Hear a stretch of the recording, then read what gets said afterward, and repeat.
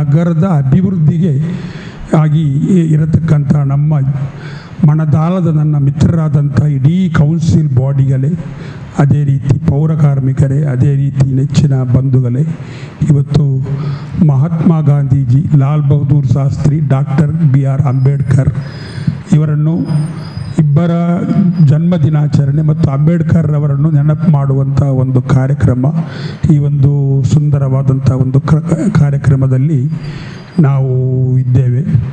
ಆದ್ದರಿಂದ ಮಹಾತ್ಮ ಗಾಂಧಿ, ಲಾಲ್ ಬಹದ್ದೂರ್ ಶಾಸ್ತ್ರಿಯ ಬಗ್ಗೆ ಹೇಳುವುದಾದರೆ ನನಗೆ ಜೈ ಜವಾನ್ ಜೈ ಕಿಸಾನ್ ಎಂಬ ಒಂದು ಘೋಷಣೆ ನೆನಪಾಗುತ್ತಾ ಉಂಟು. ಭಾರತ ಮತ್ತು ಪಾಕಿಸ್ತಾನದ ಯುದ್ಧದ ಸಮಯದಲ್ಲಿ ಅವರು ಬಹಳ ಬಡವರಾಗಿದ್ದಾರೆ. ಈ ಲಾಲ್ ಬಹದ್ದೂರ್ ಶಾಸ್ತ್ರಿಯವರು ಒಮ್ಮೆ ಲಾಲ್ ಬಹದ್ದೂರ್ ಶಾಸ್ತ್ರಿಯವರು ಶಾಲೆಗೆ ಹೋಗುವಾಗ ದೋಣಿಯವರಿಗೆ ಕೊಡಲಿಕ್ಕೆ ಹಣ ಇರಲಿಲ್ಲ. ಆ ಸಂದರ್ಭದಲ್ಲಿ ಆ ಪುಸ್ತಕವನ್ನು ತಲೆಯ ಮೇಲಿಟ್ಟು ಈಜಾಡಿ ಕಲಿತು ಭಾರತ ದೇಶದ ಪ್ರಧಾನಮಂತ್ರಿ ಆಗಿದ್ದಾರೆ ಅಂತೇಳಿ ಅವರ ಚರಿತ್ರೆಯನ್ನು ನೋಡುವಾಗ ನನಗೆ ತಿಳಿದು ಬರ್ತದೆ. ಮತ್ತು ಮಹಾತ್ಮ ಗಾಂಧೀಜಿಯವರ ವಿಷಯದ ಬಗ್ಗೆ ಅದು ಹೇಳಿದಷ್ಟು ಮುಗಿಲಿಕ್ಕಿಲ್ಲ.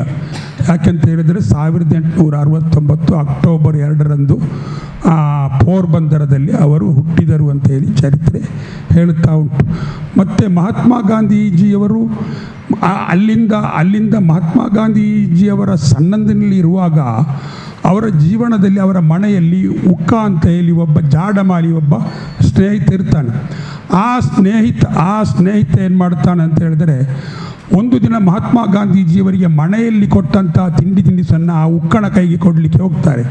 ಆ ಉಕ್ಕಣ ಕೈಗೆ ಕೊಡಲಿಕ್ಕೆ ಹೋಗುವಾಗ ಅವ ದೂರ ಹೋಗ್ತಾನೆ. ಯಾಕಂತ ಹೇಳಿದ್ರೆ, ನೀನು ನನ್ನನ್ನು ಬಿಟ್ಟಬೇಡ, ನಾನು ಕೆಳಜಾತಿಯವ, ನೀನು ಮೇಲೆ ಜಾತಿಯವ ಅಂತೇಳಿ. ಆಗಲೇ ಈ ಕೆಳಜಾತಿಯವ ಮತ್ತು ಮೇಲು ಜಾತಿಯವ ಅಂತ ಹೇಳಿ ಉಂಟು. ಆದರೆ ಅದಕ್ಕೆ ಮಹಾತ್ಮ ಗಾಂಧೀಜಿಯವರು ಏನು ಹೇಳ್ತಾರೆ ಅಂದರೆ, ತೊಂದರೆ ಇಲ್ಲ, ನೀನು ಇದನ್ನು ತಿನ್ನಬೇಕು ಅಂತ, ಅದೇ ಮನುಷ್ಯರೆಲ್ಲರೂ ಒಂದೇ ಅಂತ. ಇದನ್ನು ಮಹಾತ್ಮ ಗಾಂಧೀಜಿಯ ತಾಯಿ ಪುತ್ತಲಿಬಾಯಿಯವರು ಕಿಟಕಿಯಲ್ಲಿ ನೋಡ್ತಾರೆ. ಕಿಟಕಿಯಲ್ಲಿ ನೋಡಿ ಏನು ಮಾಡ್ತಾ ಅಂತ ಹೇಳಿದರೆ, ಗಾಂಧೀಜಿಯನ್ನು ಕರೆದು, ನಾವು ಮೇಲ್ಜಾತಿಯವರು, ಅವನು ಕೆಳಜಾತಿಯವ, ನೀನು ಹಾಗೆಲ್ಲ ಅವನಿಗೆ ತಿಂಡಿ ಕೊಡುವುದು ಸರಿಯಲ್ಲ ಅಂತ. ಇದು ಮಹಾತ್ಮ ಗಾಂಧೀಜಿಯ ಜೀವನದ ಮೇಲೆ ಒಂದು ದೊಡ್ಡ ಪ್ರಭಾವವನ್ನು ಬೀರ್ತದೆ. ಮತ್ತೊಂದು ಯಾವುದು ಅಂತ ಹೇಳಿದರೆ, ಮಹಾತ್ಮ ಗಾಂಧೀಜಿಯ ಚರಿತ್ರೆಯನ್ನು ನೋಡಿದಾಗ ಅವರು ಸತ್ಯ ಹರಿಶ್ಚಂದ್ರ ಕಥೆಯನ್ನು ಓದ್ತಾರೆ. ಆ ಸತ್ಯ ಹರಿಶ್ಚಂದ್ರ ಕಥೆಯನ್ನು ಓದಿ ನಾನು ಕೂಡ ಮಹಾತ್ಮ ಗಾಂಧೀಜಿಯವರ ಹಾಗೆ ಸತ್ಯವಂತನಾಗಬೇಕು ಅಂತ ಹೇಳಿ ಅವರ ಜೀವನದಲ್ಲಿ ಅದೊಂದು ಘಟನೆ ಉಂಟು. ಮತ್ತೊಂದು, ಭರತನ ಕಥೆಯನ್ನು ಓದುವಾಗ ಮಹಾತ್ಮ ಗಾಂಧೀಜಿಯವರು ಒಂದು ಕೋಲನ್ನು ಹಿಡಿದು ಆ ಕಣ್ಣು ಕಾಣದಂಥ ತಂದೆ ತಾಯಿಗಳನ್ನು ಆ ಎರಡು ತುದಿಯಲ್ಲಿ ಆ ಕೋಲನ್ನು ಹಿಡಿದು ಎರಡು ತುದಿಯಲ್ಲಿ ತಂದೆ ಮತ್ತು ತಾಯಿಯನ್ನು ಕಟ್ಟಿಕೊಂಡು ಅವ ಎತ್ತಿಕೊಂಡು ಹೋಗ್ತಾನೆ. ಇದನ್ನು ಓದಿ ಮಹಾತ್ಮ ಗಾಂಧೀಜಿಯವರಿಗೆ ತುಂಬ ಪಶ್ಚಾತ್ತಾಪ ಆಗಿ, ನಾನು ಕೂಡ ತಂದೆ ತಾಯಿಯನ್ನು ಇದೇ ರೀತಿಯಲ್ಲಿ ಸೇವೆ ಮಾಡಬೇಕು ಅಂತೇಳಿ ಇದು ಅವರ ಲೈಫ್ ಹಿಸ್ಟ್ರಿಯಲ್ಲಿ ಬರ್ತದೆ. ಸತ್ಯ, ಅಹಿಂಸೆ, ಸತ್ಯಾಗ್ರಹ ಈ ದೇಶಕ್ಕೆ ಕೊಟ್ಟವರು ಅಂತ ಹೇಳಿದರೆ ಅದು ಮಹಾತ್ಮ ಗಾಂಧೀಜಿ. ಮಹಾತ್ಮ ಗಾಂಧೀಜಿ ಹೇಳುತ್ತಾರೆ, ಭಾರತಕ್ಕೆ ಸ್ವಾತಂತ್ರ್ಯ ಸಿಗಬೇಕಾದರೆ ನಾವು ಸಾಕ್ರೆಟಿಸ್ನ ಜೀವನ ಚರಿತ್ರೆಯನ್ನು ಕಲಿಯಬೇಕು ಅಂತೇಳಿ. ಸಾಕ್ರೆಟಿಸ್ ಅಂತ ಹೇಳಿದರೆ ಗ್ರೀಕ್ ದೇಶಕ್ಕೆ ಸ್ವಾತಂತ್ರ್ಯವನ್ನು ತಂದುಕೊಟ್ಟವ. ಆ ಸಾಕ್ರೆಟಿಸ್ನಿಗೆ ಅವನ ವಿರೋಧಿಗಳು ಏನು ಮಾಡ್ತಾರೆ ಅಂತ ಹೇಳಿದರೆ, ಬಟ್ಟಲಲ್ಲಿ ಹಮ್ಲಾಕ್ ಎಂಬ ವಿಷವನ್ನು ಹಾಕಿ ಕೊಡ್ತಾರೆ. ಆ ವಿಷವನ್ನು ಹಾಕಿ ಕೊಟ್ಟು ಇದನ್ನು ನೀನು ಕುಡಿಬೇಕು ಅಂತೇಳಿ ಅವನಿಗೆ ಒಂದು ರೀತಿಯ ಹಿಂಸೆಯನ್ನು ಮಾಡುತ್ತಾರೆ. ಆಗ ಇದು ಮಹಾತ್ಮ ಗಾಂಧೀಜಿ ತನ್ನ ಇಂಡಿಯನ್ ಒಪಿನಿಯನ್ ಎಂಬ ಲೇಖನದಲ್ಲಿ ನಾವು ಭಾರತದಲ್ಲಿ ಯಾವ ರೀತಿ ಸ್ವಾತಂತ್ರ್ಯವನ್ನು ಪಡೆಯಬೇಕು ಅಂತ ಕೇಳಿ ಈ ಒಂದು ಲೇಖನವನ್ನು ಬರೆಯುತ್ತಾರೆ. ಅಲ್ಲಿ ಸಾಕ್ರೆಟಿಸ್ ಆಗಿನ ಡಂಬಾಚಾರ, ಮಿಥ್ಯಲೋಲುಪತೆ, ಸುಳ್ಳುವಾದಗಳಿಗೆ ತಲೆ ತಗ್ಗಿಸಲಿಲ್ಲ. ಅಲ್ಲಿ ಆ ಲೇಖನದಲ್ಲಿ ಹೇಳ್ತಾರೆ, ಸತ್ಯ ಹರಿಶ್ಚಂದ್ರ ಸತ್ಯಕ್ಕಾಗಿ ಪಡಬಾರದ ಪಾಡುಪಟ್ಟ, ಅಬ್ರಹಾಮ ಲಿಂಕನ್ ಗುಂಡಿಗೆ ಬಲಿಯಾದ, ರಾಮಾನುಜರ ಶಿಷ್ಯ ಕೂರೇಶ ದೊರೆಯ ಒತ್ತಾಯ ಬಂದಾಗ ತನ್ನನ್ನೇ ತಾನು ತನ್ನ ಜೀವವನ್ನು ಅರ್ಪಿಸಿದ ಭಕ್ತ ಪ್ರಹ್ಲಾದ ದೇವರು ಎಲ್ಲೆಲ್ಲೂ ಇದ್ದಾನೆ ಅಂತ ಹೇಳಿ ಕಾಡಿಗೆ ಹೋದ ಅಂತ. ಈ ಲೇಖನವನ್ನು ಪೇಪರ್ನಲ್ಲಿ ಬಂದಾಗ, ಈ ಪೇಪರು ಮಾರ್ಕೆಟ್ನಲ್ಲಿ ಬಹಳ ಸೇಲ್ ಆಗ್ತದೆ, ಜನರು ಪ್ರಭಾವಿತರಾಗುತ್ತಾರೆ ಮಹಾತ್ಮ ಗಾಂಧೀಜಿಯವರ ಇದಕ್ಕೆ. ಆಗ ಆ ಪೇಪರನ್ನು ನಿಷೇಧಿಸಿ ಮಹಾತ್ಮ ಗಾಂಧೀಜಿಯನ್ನು ಬಂಧನಕ್ಕೆ ಒಳಪಡಿಸ್ತಾರೆ. ಇದು ಓದುವಾಗ ಒಂದು ರೀತಿಯ ನಮಗೆ ಒಂದು ಸ್ವಾತಂತ್ರ್ಯದ ಕಿಚ್ಚು ಬರುತ್ತದೆ.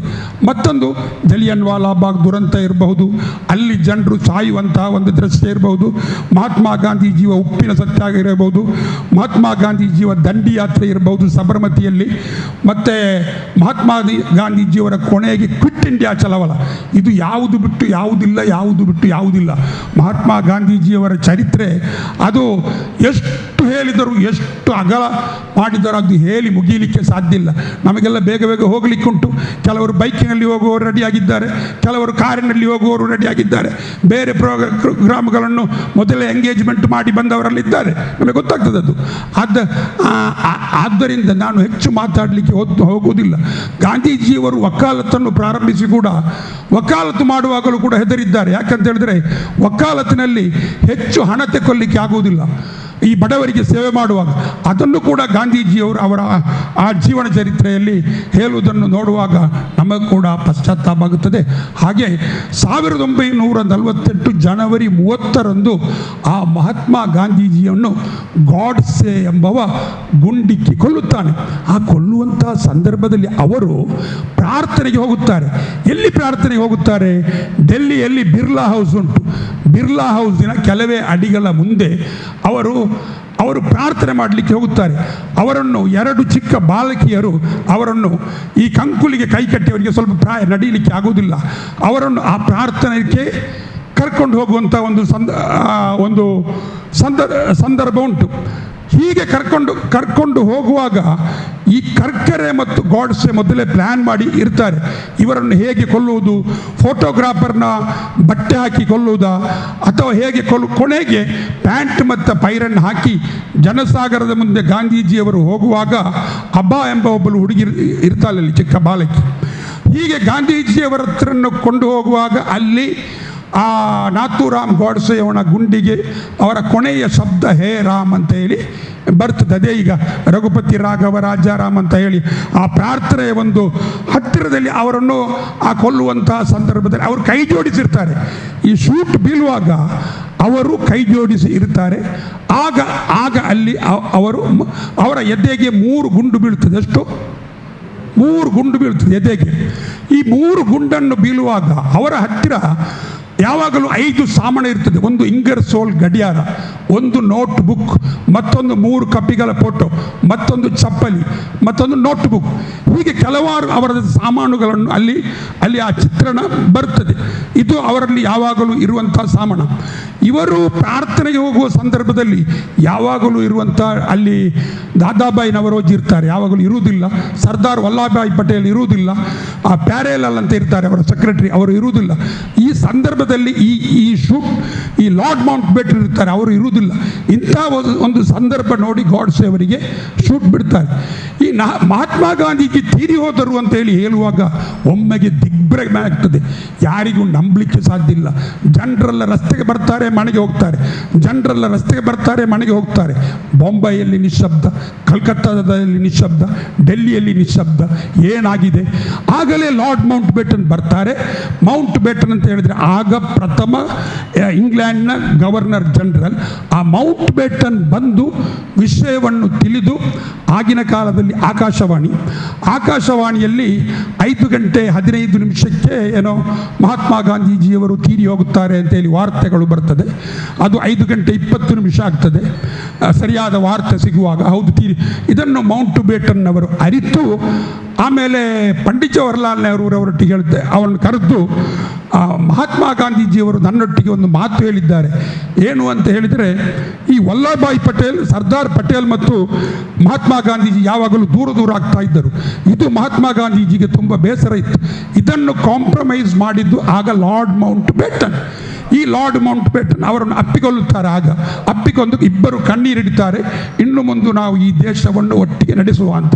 ಆಗ ಲಾರ್ಡ್ ಮೌಂಟ್ ಬೇಟನ್, ಈಗ ನೀವು ಆಕಾಶವಾಣಿಯಲ್ಲಿ ಒಂದು ರಾಷ್ಟ್ರವನ್ನು ಉದ್ದೇಶಿಸಿ 2 ಮಾತಾಡಬೇಕು ಅಂತೇಳಿ ಹೇಳ್ತಾರೆ. ಆಗ ಪಂಡಿತ್ ಜವಾಹರ್ಲಾಲ್ ನೆಹರು ನಡುಗುವಾಗ ನಾನು ಯಾವ ರೀತಿ ಭಾಷಣ ಮಾಡುವುದು, ಏನು ಹೇಳಬೇಕಂತ ಹೇಳಿ ಗೊತ್ತಾಗುವುದಿಲ್ಲ ಅಂತ ಹೇಳುವಾಗ ದೇವರಿದ್ದಾನೆ, ನೀವು ಮಾತಾಡುವಂತ ಹೇಳಿ ಲಾರ್ಡ್ ಮೌಂಟ್ ಬೇಟನ್ ಹೇಳ್ತಾರೆ. ಲಾರ್ಡ್ ಮೌಂಟ್ ಬೇಟನ್ ಹೇಳುವಾಗ ಈ ಪಂಡಿತ್ ಜವಾಹರ್ಲಾಲ್ ನೆಹರು ಹೇಳ್ತಾರೆ, the light has gone everywhere in the dark place. ಎಲ್ಲ ಕಡೆ ಕತ್ತಲೆಯಿಂದ ತುಂಬಿದೆ, ನಮ್ಮ ಬೆಳಕು ಆರಿ ಹೋಯಿತು ಅಂತ ಹೇಳಿ ಪಂಡಿತ್ ಜವಾಹರ್ಲಾಲ್ ನೆಹರು ಅವರು ಈ ಭಾಷಣವನ್ನು ಶುರು ಮಾಡ್ತಾರೆ. ಆಮೇಲೆ ಅವರು ಇಲ್ಲ ಬೆಳಕು ಆರಿ ಹೋಗಲಿಲ್ಲ, ಆ ಬೆಳಕು ಭಾರತ ದೇಶ ಮತ್ತು ಜಗತ್ತು ಎಲ್ಲಿವರೆಗೆ ಇರುತ್ತದೋ ಆ ಬೆಳಕು ಹಾಗೆಯೇ ಇರುತ್ತದೆ ಅಂತ ಹೇಳಿ ಪಂಡಿತ್ ಜವಾಹರ್ಲಾಲ್ ನೆಹರೂರವರು ದೇಶವನ್ನು ಉದ್ದೇಶಿಸಿ ನಮ್ಮ ಬಾಪೂಜಿಯವರು ನಮ್ಮನ್ನು ರಾಷ್ಟ್ರಪಿತ ಅಂತ ಹೇಳಿ ಅಲ್ಲಿ ಬರುವುದು. ರಾಷ್ಟ್ರಪಿತ ಬಾಪೂಜಿಯವರು ನಮ್ಮನ್ನು ಅಗಲಿದ್ದಾರೆ, ಇದು ನಮ್ಮನ್ನು ಒಂದು ದುರದೃಷ್ಟಕ ಸಂಗತಿ ಅಂತ ಹೇಳಿ ಈ ದೇಶವನ್ನು ಉದ್ದೇಶಿಸಿ ಈ ಮಹಾತ್ಮ ಗಾಂಧೀಜಿಯ ಬಗ್ಗೆ ಒಂದೆರಡು ಮಾತನ್ನು ಆಡುತ್ತಾರೆ. ಇದು ನಾನು ಯಾಕೆ ಹೇಳುತ್ತಾ ಇದ್ದೆ, ಅದು ತುಂಬ ವಿಷಯ ಉಂಟು. ಆದ್ದರಿಂದ ನಾನು ಹೆಚ್ಚೇನು ಮಾತಾಡಲಿಕ್ಕೆ ಹೋಗುವುದಿಲ್ಲ. ಈ ವಿಷಯ ನಮ್ಮ ಮನಸ್ಸಿನಲ್ಲಿ ಇಟ್ಟುಕೊಂಡು ಮಹಾತ್ಮ ಗಾಂಧೀಜಿಯವರ ಜೀವನಧಾರೆ ನಮ್ಮಲ್ಲಿ ಇರಲಿ ಅಂತ ಹೇಳಿಕೊಂಡು, ಇದು ಬಾಪೂಜಿ ಬೆಳಗಿದು ಭಾರತ, ಕಾವೇರಿ ನದಿಯು ಹರಿಯುತ್ತಾ ಇದೆ, ಇದು ಬಾಪೂಜಿ ಬೆಳಗಿದ ಭಾರತ, ಪಚ್ಚ ಪೈರಿಗೆ ಹೆಸರಾದ ಭಾರತ ಅಂತ ಹೇಳಿಕೊಂಡು ಜೈ ಹಿಂದ್, ಜೈ ಕರ್ನಾಟಕ, ಭಾರತ್ ದೇಶ್ ಕಿ ಜೈ. ಸ್ವಚ್ಛ ಭಾರತ್ ಯೋಜನೆಯ ಕಾರ್ಯಕ್ರಮದ ಅಡಿ ನಿನ್ನೆಯವರೆಗೆ 31 ವಾರ್ಡ್ಗಳಲ್ಲಿ ಕೂಡ 31 ಕೌನ್ಸಿಲರ್ಗಳು ನಮ್ಮ ಪೌರ ಕಾರ್ಮಿಕರಿಗೆ ಮತ್ತು ಸಿಬ್ಬಂದಿಗಳಿಗೆ ಸಹಕಾರ ಕೊಟ್ಟು ಪ್ರತಿ ವಾರ್ಡ್ಗಳಲ್ಲಿ ಕೂಡ ಶ್ರಮದಾನ ಆಗಿರ್ಬೋದು, ಸ್ವಚ್ಛತಾ ಕಾರ್ಯ, ಬೀಚ್ ಕ್ಲೀನಿಂಗ್, ಗ್ರಾಸ್ ಕಟ್ಟಿಂಗ್ ಇಂಥ ಅನೇಕ ಕಾರ್ಯಕ್ರಮಗಳು ಆಗಿದೆ. ಇದಕ್ಕೆ ಸಹಕರಿಸಿದ ಎಲ್ಲ ಗೌರವಾನ್ವಿತ ಸದಸ್ಯರಿಗೆ ನಾನು ನಗರಸಭೆಯ ಪರವಾಗಿ ವಂದನೆಗಳನ್ನು ಹೇಳಲಿಕ್ಕೆ ಇಚ್ಛೆಪಡ್ತೇನೆ. ಇನ್ನು ಹೂ ಹಾಕುವ ಕಾರ್ಯಕ್ರಮ, ನಮನಗಳನ್ನು ಗಾಂಧೀಜಿಯವರಿಗೆ, ಲಾಲ್ ಬಹದ್ದೂರ್ ಶಾಸ್ತ್ರಿಯವರಿಗೆ ಹಾಗೂ ಅಂಬೇಡ್ಕರ್ ಅವರಿಗೆ ಹೂ ಹಾಕುವ ಕಾರ್ಯಕ್ರಮ, ನಾವು ನಮ್ಮ ನಮನವನ್ನು ಸಲ್ಲಿಸಬೇಕು ಅಂತ ನಾನು ಕೇಳ್ಕೊಳ್ತೇನೆ.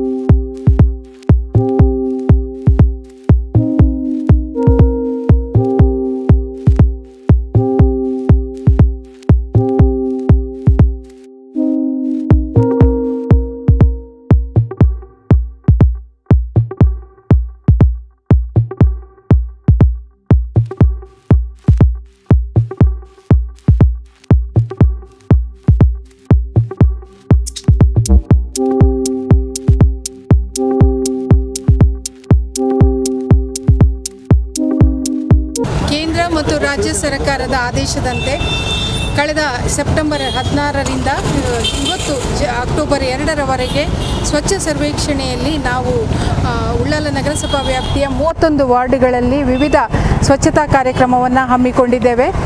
31 ವಾರ್ಡ್ಗಳಲ್ಲಿ ಶ್ರಮದಾನ, ಗ್ರಾಸ್ ಕಟ್ಟಿಂಗ್, ಎಲ್ಲ ಚರಂಡಿಗಳ ಕ್ಲೀನಿಂಗ್, ಹಾಗೆಯೇ ಸ್ವಚ್ಛ ಭಾರತಿಗೆ ಸಂಬಂಧಪಟ್ಟ ಎಲ್ಲ ವಿವಿಧ ಕಾರ್ಯಕ್ರಮಗಳನ್ನು ನಾವು ಹಮ್ಮಿಕೊಂಡಿದ್ದೇವೆ. ಇವತ್ತು ಗಾಂಧಿ ಜಯಂತಿಯ ಅಂಗವಾಗಿ ನಾವು 8 ಕಡೆಗಳಲ್ಲಿ ಕಸ ಬೀಳುವಂಥ ಸ್ಥಳಗಳಲ್ಲಿ ಗುರುತಿಸಿ ಅಲ್ಲಿ ಬೋರ್ಡ್ಗಳನ್ನು ಹಾಕಿದ್ದೇವೆ, ನೋಟಿಸ್ ಬೋರ್ಡ್ ಹಾಕಿದ್ದೇವೆ. ಇದಕ್ಕೆ ನಮ್ಮ ಲಯನ್ಸ್ ಕ್ಲಬ್ ಕಾವೇರಿಯ ಅಧ್ಯಕ್ಷರು ಮತ್ತು ಸರ್ವ ಸದಸ್ಯರು ಸಹಕಾರವನ್ನು ನೀಡಿ ಅವರ ಮೂಲಕ ನಾವು ಸೂಚನಾ ಫಲಕಗಳನ್ನು ಹಾಕಿದ್ದೇವೆ. ಮುಂದಿನ ದಿನಗಳಲ್ಲಿ ಕಸ ಎಲ್ಲಿ ನಾವು ರೋಡಲ್ಲಿ ಕಾಣ್ತೇವೋ ಅಲ್ಲಿ ಹಾಕುವವರ ವಿರುದ್ಧ ಕಠಿಣ ಕ್ರಮವನ್ನು ನಾವು ಕೈಗೊಳ್ಳುವವರಿದ್ದೇವೆ. 5,000ದಿಂದ 25,000ದವರೆಗೆ ಫೈನ್, ಹಾಗೆಯೇ ಮುಂದೆ ಕಾನೂನು ಕ್ರಮವನ್ನು ಕೂಡ ನಾವು ಅವರ ಬಗ್ಗೆ ತೆಗೆದುಕೊಳ್ಳುವಂಥ ನಿರ್ಧಾರವನ್ನು ಮಾಡಿದ್ದೇವೆ. ಮನೆ ಮನೆಗೆ ಕಸದ ಗಾಡಿಗಳು ಬಾರದಿದ್ದ ಸಂದರ್ಭದಲ್ಲಿ ಸಾರ್ವಜನಿಕರು ತಮ್ಮ ವಾರ್ಡಿನ ಕೌನ್ಸಿಲರ್ಗಳಿಗೆ ಫೋನ್ ಮಾಡ್ಬೋದು, ನಮ್ಮ ಆರೋಗ್ಯ ನಿರೀಕ್ಷಕರಿಗೆ ಫೋನ್ ಮಾಡ್ಬೋದು, ತಪ್ಪಿದಲ್ಲಿ ನಮ್ಮ ಪೌರ ಕಾರ್ಮಿಕರಿಗೆ ಮಾಹಿತಿಯನ್ನು ಕೊಡ್ಬೋದು. ಯಾರೂ ಇಲ್ಲ ಅಂತ ಹೇಳಿದ ಪಕ್ಷದಲ್ಲಿ ನನ್ನ ಮೊಬೈಲಿಗೆ ಕರೆ ಮಾಡಿದಾಗ ನಾವುಗಳು ಸೂಕ್ತವಾಗಿ ಸ್ಪಂದನೆಯನ್ನು ನೀಡುತ್ತೇವೆ. ಅದರ ಬದಲಿಗೆ ಕಸವನ್ನು ರೋಡಲ್ಲಿ ಹಾಕುವುದನ್ನು ನಾವು ಖಂಡಿತವಾಗಿಯೂ ಅದನ್ನು ನಾವು ಶೀಘ್ರವಾಗಿ ಅದರ ಬಗ್ಗೆ ಕ್ರಮವನ್ನು ಮುಂದಿನ ದಿನಗಳಲ್ಲಿ ನಾವು ಕೈಗೊಳ್ತೇವೆ. ಕಸವನ್ನು ರೋಡಿಗೆ ಹಾಕುವುದು ಅಥವಾ ಪವಿತ್ರ ಕ್ಷೇತ್ರಗಳಲ್ಲಿ ಮುಂದೆ ಹಾಕುವುದು ಕೂಡ ಇದೊಂದು ತಪ್ಪು. ನಾವೆಲ್ಲ ಪ್ರಜ್ಞಾವಂತ ನಾಗರಿಕರು. ಈ ಪ್ರಜ್ಞಾವಂತ ನಾಗರಿಕರು ಉಳ್ಳಾಲದ ಸುಂದರ ಸ್ವಚ್ಛ ನಗರವನ್ನಾಗಿ ಮಾಡಬೇಕಿದ್ರೆ ನಿಮ್ಮೆಲ್ಲರ ಸಹಕಾರ ಬೇಕು. ಈ ನಿಟ್ಟಿನಲ್ಲಿ ನಾನು ಉಳ್ಳಾಲ ನಗರಸಭೆಯ ಪೌರಾಯುಕ್ತೆಯಾಗಿ ತಮ್ಮೆಲ್ಲರ ಸಹಕಾರವನ್ನು ಕೋರುತ್ತೇನೆ. ಅವಕಾಶಕ್ಕಾಗಿ ವಂದನೆಗಳು. ತೊಕ್ಕೋಟು ಒಳಪೇಟೆಯ ವಾರ್ಡ್ ನಂಬರ್ 22 ನಂಬರ್ನ ಕೌನ್ಸಿಲರ್ ಆಗಿದ್ದೇನೆ. ಹಲವು ವರ್ಷದಿಂದ ಇಲ್ಲಿ ಬಹಳಷ್ಟು ಕಸಗಳು ಬೀಳ್ತಾ ಇದೆ. ನಮ್ಮ ನಗರಸಭೆಯಿಂದ ಬಹಳಷ್ಟು ಇದಕ್ಕೆ ಕಾರ್ಯಕ್ರಮವನ್ನು ಮಾಡ್ತಾ ಇದ್ದಾರೆ. ಆದರೂ ಕೂಡ ಜನರು ಮತ್ತೆ ತಂದು ಹಾಕ್ತಾ ಇದ್ದಾರೆ. ಹಾಗೆ ಇಲ್ಲಿಯ ಸಂಘ ಸಂಸ್ಥೆಯವರು ಕೂಡ ಜನರಿಗೆ ಮಾಹಿತಿಯನ್ನು ಕೊಟ್ಟು ಇಲ್ಲಿ ಹಾಕಬೇಡಿ ಅಂತ ಹೇಳ್ತಾ ಇದ್ದಾರೆ. ಆದರೂ ಕೂಡ 2 ಗಂಟೆ 3 ಗಂಟೆ ರಾತ್ರಿಯಲ್ಲಿ ಗಾಡಿಯಲ್ಲಿ ತಂದು ಹಾಕ್ತಾರೆ. ಬಹಳಷ್ಟು ಕಸಗಳು ಇಲ್ಲಿ ಬೀಳ್ತಾ ಉಂಟು. ಪರಿಸರದವರಿಗೆ ಬಹಳ ವಾಸನೆಯ ಒಂದು ಇದು ರಾತ್ರಿ ಇಡೀ ಮಲಗಲಿಕ್ಕಾಗುವುದಿಲ್ಲ ಅಂತ ಒಂದು ವಾಸನೆಗಳು ಬರ್ತದೆ. 2 ಭಾಗದಲ್ಲಿ ಕೂಡ ಕಸ ಹಾಕ್ತಾ ಇದ್ದಾರೆ. ಈಗ 3 ತಿಂಗಳಿಂದ ನಮ್ಮ ವಾಣಿ ಮೇಡಮ್ ಬಂದ ನಂತರ ಬಹಳ ಒಂದು ಮುತುವರ್ಜಿ ವಹಿಸಿ ಇಲ್ಲಿ ಎಲ್ಲ ಒಂದು ವಾರ್ಡ್ಗಳಲ್ಲಿಯೂ ಕ್ಲೀನ್ ಕಾರ್ಯವನ್ನು ಮಾಡ್ತಾ ಇದ್ದಾರೆ. ಇವರಿಗೆ ಪ್ರಥಮವಾಗಿ ನಾವು ಅಭಿನಂದನೆಗಳು ಸಲ್ಲಿಸಬೇಕು. ಅದೇ ಪ್ರಕಾರ ನಾನು ವಾಣಿ ಮೇಡಮ್ನ ಒಂದು ಕೇಳ್ತಾ ಇದ್ದೇನೆ ಏನಂದರೆ, ನಮಗೆ ಒಂದು CC ಕ್ಯಾಮರಾವನ್ನು ಬೋರ್ಡ್ ಹೇಗೋ ಹಾಕಿದ್ರಿ, CC ಕ್ಯಾಮರಾ ಕೂಡ ಹಾಕಿದರೆ ನಮಗೆ ತುಂಬ ಒಳ್ಳೆಯಿತ್ತು. ಹಾಗೆ ಲಯನ್ಸ್ ಕ್ಲಬ್ಬು ಕಾವೇರಿ ಇದರಿಂದ ನಮ್ಮ ಅಧ್ಯಕ್ಷರು ಬಹಳ ದಿನದಿಂದ ಅವರು ನಮ್ಮ ಜೊತೆಯಲ್ಲಿ ಎಲ್ಲ ಕಾರ್ಯದಲ್ಲಿ ಸಹ ಇದ್ದಾರೆ. ಅವರಿಗೆ ಕೂಡ ಈ ಸಂದರ್ಭದಲ್ಲಿ ನಮ್ಮ ಎಲ್ಲ ಕೌನ್ಸಿಲರ್ ಪರವಾಗಿ ನಾವು ಅಭಿನಂದನೆ ಸಲ್ಲಿಸ್ತೇನೆ. ಇನ್ನು ಮುಂದೆ ಕೂಡ ನಿಮ್ಮ ಲಯನ್ಸ್ ಕ್ಲಬ್ಬಿಂದ ನಮಗೆ ಸಹಕಾರ ನಮಗೆ ಬೇಕಂತ ನಾನು ನಿಮ್ಮ ಹತ್ರ ಕೇಳಿಕೊಳ್ತಾ ಇದ್ದೇನೆ. ಹೀಗೆ ಈ ಕಸವನ್ನು ನಿರಂತರವಾಗಿ ಮಾಡಬೇಕಂತಾದರೆ ಮನೆ ಮನೆಗೆ ಗಾಡಿ ಹೋಗ್ತದೆ. ಕೆಲವು ಸಂದರ್ಭದಲ್ಲಿ ಗಾಡಿಗಳು ಹಾಳಾಗಿರ್ತದೆ, ಸಿಬ್ಬಂದಿಗಳ ಕೊರತೆ ಇರ್ತದೆ. ಆ ಟೈಮಲ್ಲಿ ನಮ್ಮ ಕಸದ ಗಾಡಿಗಳು ಆ ಕಡೆ ಹೋಗ್ತಾ ಇರುವುದಿಲ್ಲ. ಆಗ ತಂದು ಕಸವನ್ನು ಇಲ್ಲಿ ಮನೆಯವರು ಕೂಡ ಹಾಕ್ತಾರೆ. ಅವರಿಗೆ ಕೂಡ ನಾನು ಭಾಳ ಹೇಳ್ತಾ ಇದ್ದೀನಿ ಇಲ್ಲಿ ಹಾಕಬೇಡಿ ಅಂತ. ಆಗ ಅವರು ನನಗೆ ಒಂದೇ ಉತ್ತರ ಕೊಡ್ತಾರೆ, ಗಾಡಿ ಬೇಜ ನಿಂಕುದಾದ ಮಲ್ಪೋಡು ವಾಸನೆಯನ್ನು ದೀವ ನೋಡ ಅಂತ ನನಗೆ ಲಿವರ್ಸ್ ಮಾತಾಡ್ತಾರೆ. ಆದ್ದರಿಂದ ನಿಮ್ಮೆಲ್ಲರಲ್ಲಿ ನಾನು ಕೈ ಜೋಡಿಸಿ ಕೇಳ್ತಾ ಇರೋದಂದರೆ, ಯಾವುದೇ ಕಸವನ್ನು 2 ದಿನ ಆಗಲಿ 3 ದಿನ ಆಗಲಿ ನಿಮ್ಮ ಮನೆಯ ಪಕ್ಕದಲ್ಲಿ ಇಡಿ, ಇಲ್ಲಿ ತಂದು ಹಾಕಬೇಡಿ. ಹಾಗೆ ಸಾರ್ವಜನಿಕರಲ್ಲಿ ಕೂಡ ನಾನು ಒಂದೇ ಒಂದು ಕೇಳ್ತಾ ಇರೋದು, ಇಲ್ಲಿ ಯಾರು ಕೂಡ ಇನ್ನು ಮುಂದೆ ಕಸ ಹಾಕಬೇಡಿ. ಹಾಕಿದರೆ ನಿಮಗೆ 50,000 ಫೈನ್ ಅಂತೂ ಗ್ಯಾರಂಟಿಯಾಗಿ ಬೀಳ್ತಾ ಇದೆ. ರಾತ್ರಿಗೆ ಒಂದು ನಾವು ಟೀಮ್ ಮಾಡಿದ್ದೇವೆ. ಆ ಟೀಮು ಯಾವ ಟೈಮಲ್ಲಿ ಹೇಗೆ ಬರ್ತದೆ ಅಂತ ಹೇಳಲಿಕ್ಕಾಗೋದಿಲ್ಲ. ಆ ಟೀಮಿನಲ್ಲಿ ಒಂದು 4 ಜನ 5 ಜನ ನೀವು ಸಿಕ್ಕಿಬಿದ್ದರೆ ಅಂತೂ ನಿಮಗೆ ಕೋರ್ಟ್ಗೆ ಕೂಡ ಅಲಿಯುವಂಥ ಸಂದರ್ಭ ಇದೆ. ಅದರಲ್ಲಿ ನಿಮ್ಮ ಮೇಲೆ ಕೇಸ್ ಆಗ್ತದೆ, ಫೈನ್ ಕೂಡ ಬೀಳ್ತೇನೆ. ಇಷ್ಟು ಹೇಳ್ತಾ ನನ್ನ ಮಾತುಗಳನ್ನು ಮುಗಿಸ್ತಾ ಇದ್ದೇನೆ. ಜೈ ಹಿಂದ್, ಜೈ ಕರ್ನಾಟಕ.